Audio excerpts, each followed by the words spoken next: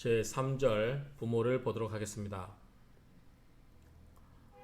부모 혹, 융, 여, 혹, 채, 세월, 소관, 과, 비세.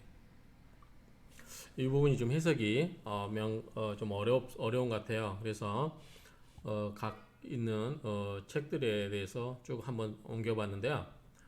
자, 그대로 한번 해석해 볼게요. 부모, 혹, 융, 융성하다, 뭐 서산하다, 그럴 융자죠. 여, 뭐뭐와 함께. 그러니까 부모가 혹 융성하거나 더불어 혹 채. 이제 채는 교체할 때 채자죠. 근데 이제 쇠퇴하다는 뜻이 있어요. 이게 정확하게 이제 원래 뜻을 보면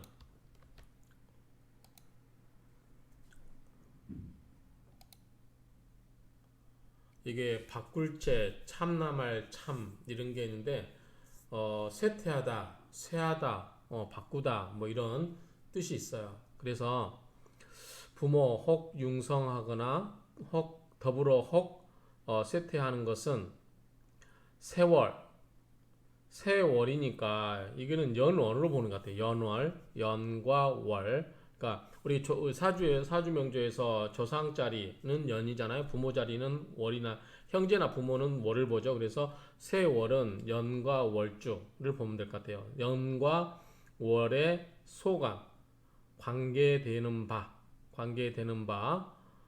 그 결과가 관계되어서 그 결과가 비세, 세밀하지 않다. 원래 이제 세자가 가늘 세자잖아요. 그러니까 가늘지 않다. 그러니까 굵다. 그러니까 뭔가 크게 결정할 만한 일이 된다라고 하는 거죠. 지그감 그래요. 그러니까 부모 혹 융성하거나 더불어 혹 쇠퇴하는 거. 이것은 세월이 연과 월이 소관 관여하는 바 관계되는 바의 결과와 비세 가늘지 않다. 그러니까 세월에 관계되는 바의 결과와 깊은 관계가 있다. 이런 말을 보면 될 것 같아요.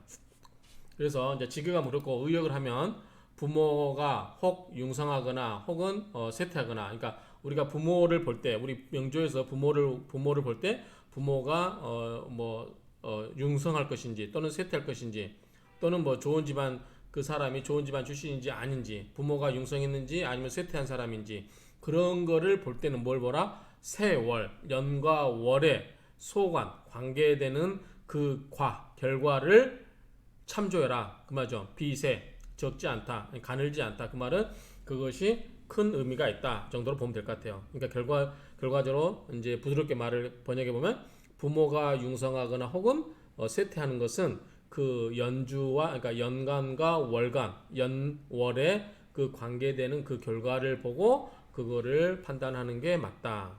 그게 큰 영향을 받는다. 비세 가늘지 않다는 것은 큰 영향을 받는다 정도로 해석하면 될 것 같아요. 이렇게 하면 의미가 통하죠. 자, 다른 책들 한번 볼게요. 부모가 혹 융성하거나 혹 체하는 것은 연주와 월주에 소관되는 것이나 과로는 세밀하지 아니하다. 뭔 말인지 모르겠죠. 자, 부모가 융성하거나 쇠퇴하는 것은 연월에 관계되는 바가 참으로 적지 않다. 이게 가장 매끄러운 해석 같아요. 제가 지금 설명하고 있는 바. 부모가 융성하거나 쇠퇴하는 것은 연월에 관계되는 바가 참으로 적지 않다. 그 부모 연과 월에 관계되는 바가 크다. 결국은 그 이야기죠. 부모가 융성하기도 하고 침체되기도 하는 것은 운에 관계되어 있지만 늘 그런 것은 아니다. 이것도 좀 이상해요. 말이.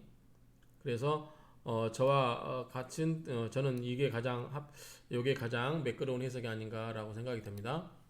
그래서 부모가 융성하거나 쇠퇴하는 것은 연월에 관계되는 바가 참으로 적지 않다. 이게 가장 매끄러운 해석이고 직역을 하면 부모가 혹 융성하거나 더불어 혹 쇠퇴하는 것은 세월과 관계되는 것이 결코 적지 않다. 이 정도 해석하고 넘어가겠습니다. 원주 보겠습니다. 자평지법. 자평의 그 법에서는 자평을 보는 법에서는 이제 위부 재성을 아버지로 봐요. 그리고 이인 위모 인성을 어머니로 봅니다.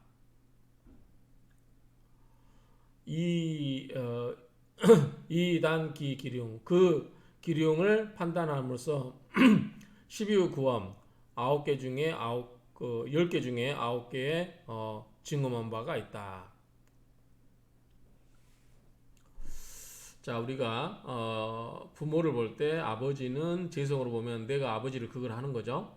어머니는 나를 생해주고 인생아, 그렇죠? 그래서 이따 자평에서는 기본적으로 재성 아버지를 재성으로 보고 어머니를 인성으로 본다.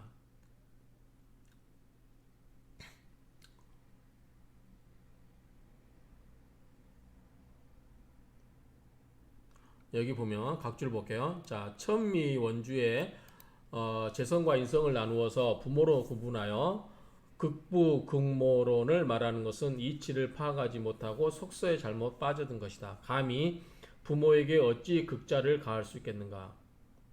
우리가 이제 범상이죠. 위를 범한다고 마땅히 상친, 형처, 극자가 된다는 이치로 다시 고쳐야만 할 것이다. 이렇게 이야기하는 사람도 있고요. 또 이제 다른 각주를 보면 참고적으로 연애자평에서는 부를 재성으로 모를 인성으로 정의하고 삼명통에서는 인수를 부모로 정의하고 명리종종에서는 부를 재성으로 인성을 모로 명리야건에서는 부를 재성으로 모를 인성으로 적천수 보주에서는 재성을 부로 인성을 모로 자평진전에서는 부를 재성으로 모를 인성으로 하였다. 이렇게 되어 있는데 그러니까 연애 자평이나 명리정종이나 명리야건이나 적천수 보주 그 다음에 자평진전 이 모두가 뭐예요?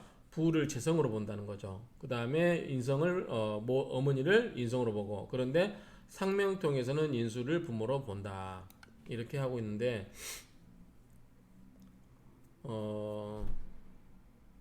때에 따라 다르지 않을까 싶어요. 근데 일반적으로 부모는 자기를 생해주는 거죠.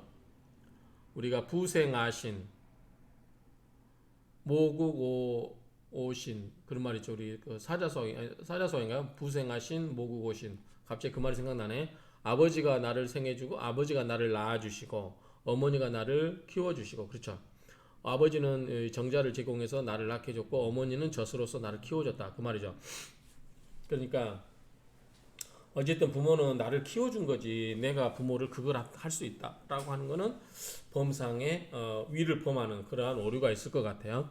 그래서 이것도 앞으로 한번 이제 검토를 해야 되는데 기본적으로 이제 나이가 들면 부모들도 이제 우리가 어머니도 마찬가지잖아요. 젊어서는 아버지, 결혼해서는 남편, 늙어서는 자식을 따르라 이런 말 있죠. 삼종지도 그 말인가요? 삼종지도가? 그런 말이 있죠. 그러니까 시기별로 그거를 나누어서 본다고 하면 이게 어느 정도 타당한 면이 있지만 기본적인 그 시각에서는 부모를 아버지를 그걸 하는 재성으로 본다는 건 좀 문제가 있지 않을까라고 생각을 합니다. 어쨌든 이 부분은 우리가 향후에 계속 좀 검토를 해봐야 될 그런 이론입니다. 그래서 간, 세월, 위, 긴. 자, 그런데 그 세월, 연과 월, 세는 이제 헬세자니까 연을 의미한다고 보시면 돼요. 연과 월을 위, 긴, 아주 긴밀하게, 긴장되게, 기묘하게, 중요하게 보아야 한다. 이런 말이죠. 세기, 그 연의 기는 유이구 월령자.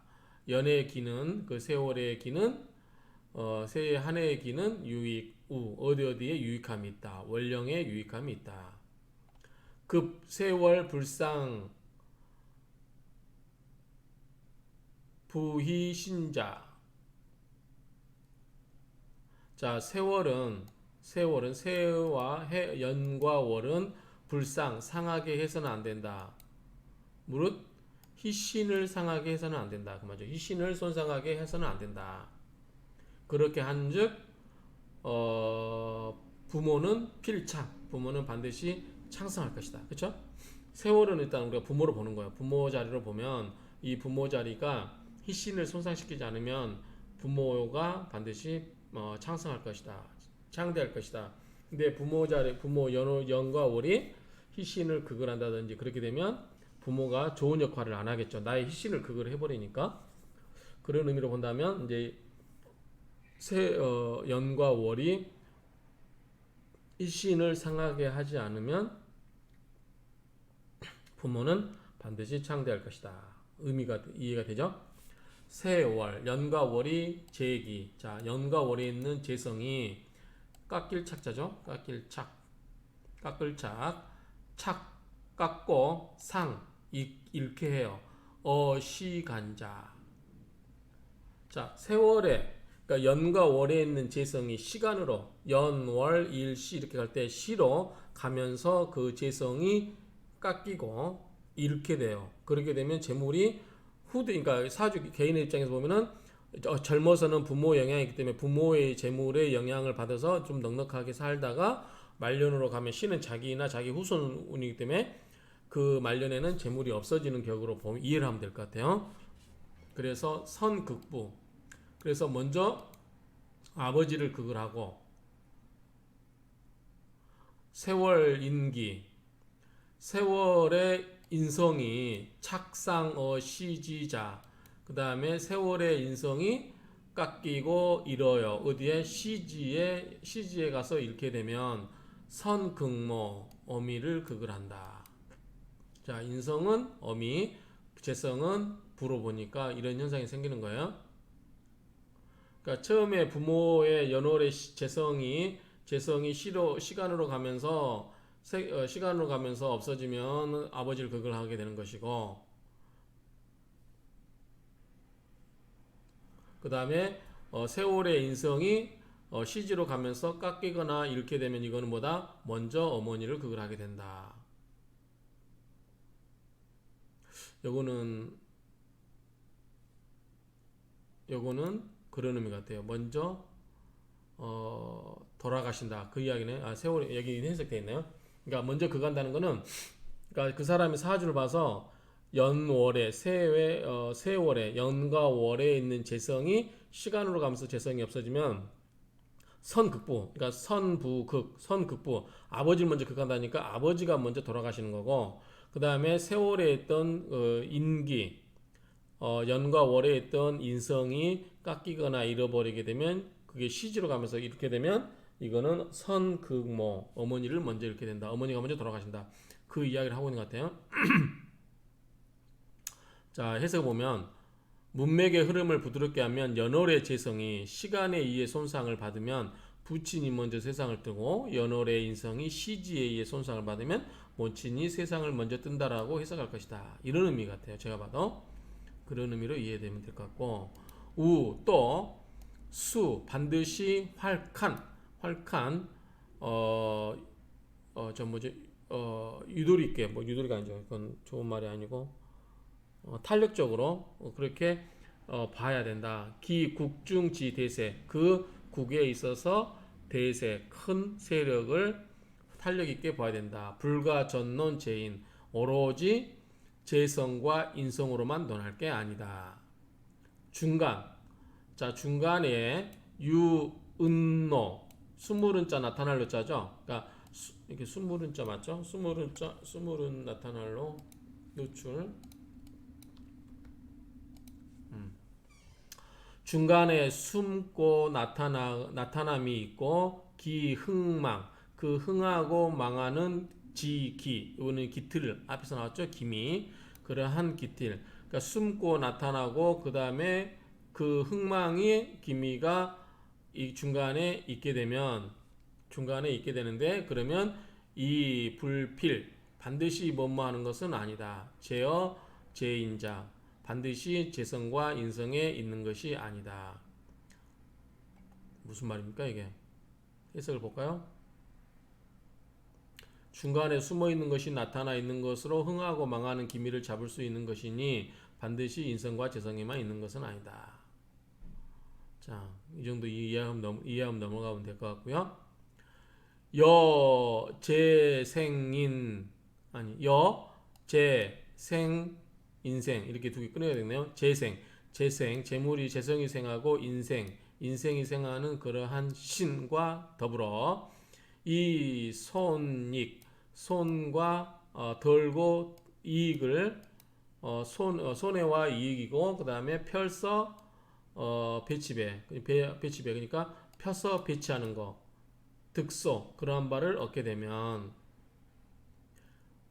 그러니까 재성을 인생의 신과 더불어서, 그러니까 재물이 생해주는 신과 인성이 생해주는 신과 더불어서 그것을 소원해내고 덜어내고 이익 더하고 이익 내게 하고 펼치고 그 다음에 배열하고 그러한 바를 얻게 되면 급 미칠급이죠. 음양다과지론, 음양의 많고 적음, 그러한 것으로 논하여야 된다. 무유불엄, 그러면 불엄하지 않는 바가 없다. 그렇죠? 그러니까 이제 요거를 이제 해석을 보고 좀 보충 설명하면, 자, 반드시 요거 했죠. 재성이 생하고 인성이 생하는 신과 더불어, 그렇죠? 재생, 인생, 지신, 재성이 생하고 인성이 생하는 신과 더불어 덜거나 더하고, 자, 손익, 손에 날 손자죠. 손익. 그 다음에 더할 익자. 그래서 덜거나 더하고 펼치고 나누고, 이제 배는 배치한다. 그런데 이제 나누어 얻어지는 바, 소득 득소, 얻어지는 바, 음양 다과, 음양의 많고 적음을 지론 논한다면 경험하지 못할 것이 없다. 자, 한번 각 줄을 한번 참고하겠습니다. 무슨 뜻인가? 재성이 생하고 인성이 생하는 것에 있어 그 상극이 잘 배합되어 있는가 없는가와 음양의 많고 적음으로 논한 것이 있는데 적중하지 않는 것이 없다. 이렇게 해석하는 게 좀 말이 좀 더 이해가 좀 빠르죠. 재성이 생하고 인성이 생하는 것에 있어 그 상극이 잘 배합되어 있는가 없는가와 음양의 많고 적음으로 논한 것이 있는데 적중하지 않는 것이 없다. 자, 이게 원주가 길어서 여기서 일단 끊고 임철조주는 별도로 하겠습니다.